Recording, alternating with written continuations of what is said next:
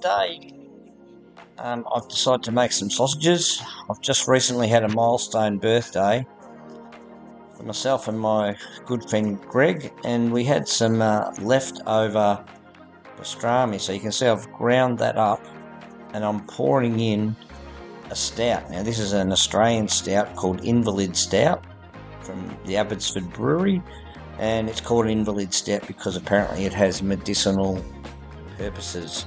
So I've poured 375ml onto my minced pastrami. Normally you just need to make sure you work that through and then put in the freezer for 15 minutes. You'll see here that I work it through, and the great thing about this recipe is that's the only two ingredients.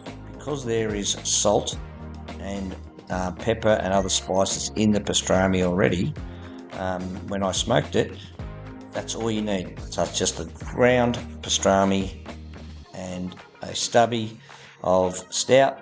You don't want to make it too wet, but then put in the freezer for 15 minutes and it's ready to put into the sausage casing.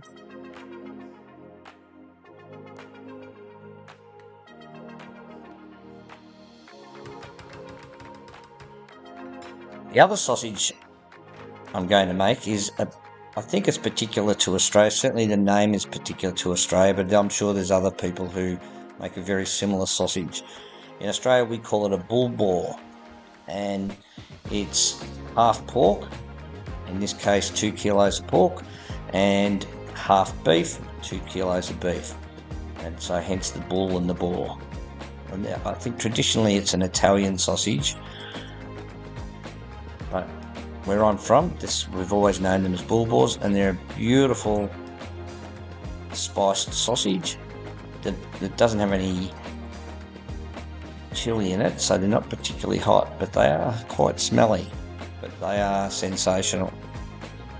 You can see here the meat I'm using, and I haven't bothered to take the rind off because I'm grinding it. This is a pork shoulder, and I use a pork shoulder because it has, I find, just enough fat to help the sausage blend well with the beef. I used pre-made minced beef, and I just find the cheapest one I can because it's also got more fat in it. So I'm going to get to grinding this in a minute on a rough setting into a tub. The Euro Chef ready to go. I'll just speed it up a bit while I grind it.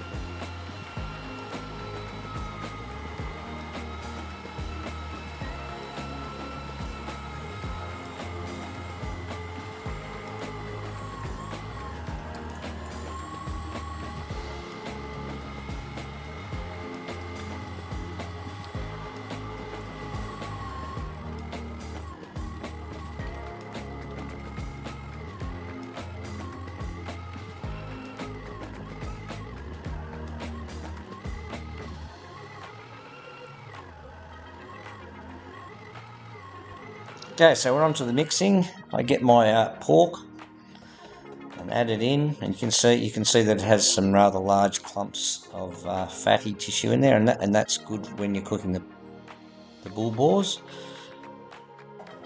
And I'm about to add, as I said, the cheapest cut of beef mince that I could find, about $10 a kilo. And there's another 2 kilos of beef. And then we add the spices. Now the spices are really important and what gives it its flavour. So for 4 kilograms of meat, so 2 kilograms of beef and 2 kilograms of pork, the list will come up on the screen in a moment, but it's basically 70 grams of salt, 44 grams of allspice, 20 grams of cinnamon powdered, and 40 grams of white pepper, not black pepper. And the other thing that adds flavour to the sausage is 600 ml of red wine. With the red wine, you add some bruised garlic to it, 3 cloves of bruised garlic to the red wine, and you warm the wine through just so it gets the flavour of the garlic. Then you cool the red wine, take the garlic out, and pour the red wine into the mixture, which you'll see in a moment.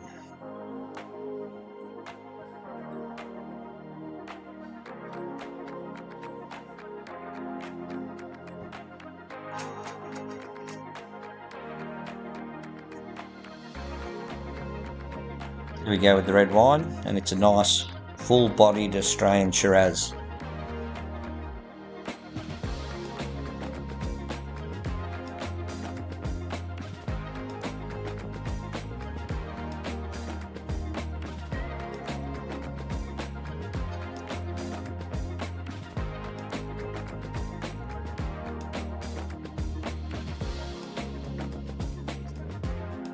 Rightio, so we're ready to case the sausages.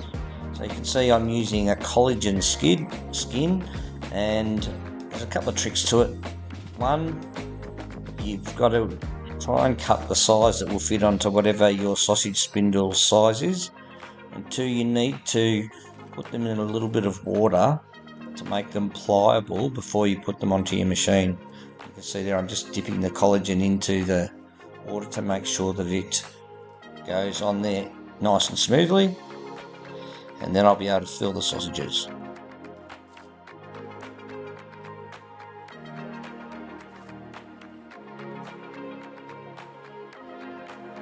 Filling the sausages is relatively easy because the machine does most of the work, but the thing I've learned is that tying them is a bit harder for an inexperienced non-butcher. So I leave the packaging loose. I leave a nice long bit of loose skin at the end, and I pack them in, and then I do the tying at the end. And I pack them very loosely so that I can bunch them up and tie them off once the collagen skins have been filled. I haven't shown the pastrami being put in its case, but I will at the end. It's exactly the same process. So this is the boar meat, and we just keep it going until all the meat's been done. As it turned out, this 50 kilo of meat made about 50 bull boars, and the 1 kilo of, or probably more likely 700 grams of pastrami made half a dozen sausages. So I'm tying it off on one end, which now I can make the sausages sturdy. So I'm pulling down the meat, making them nice and sturdy, filling up the entire casing, then I'm tying them off and going to the next one. I continue to do that until I get to the end, where I'll tie it off again and then cut the excess collagen skin off. When I've done all that, I like to prick mine with a sterilised pin.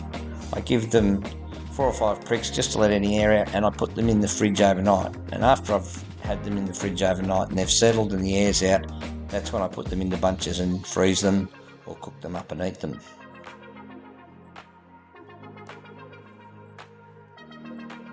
So two really easy sausages, and really tasty. So do yourself a favour and try the Australian bull boar. Thanks for watching.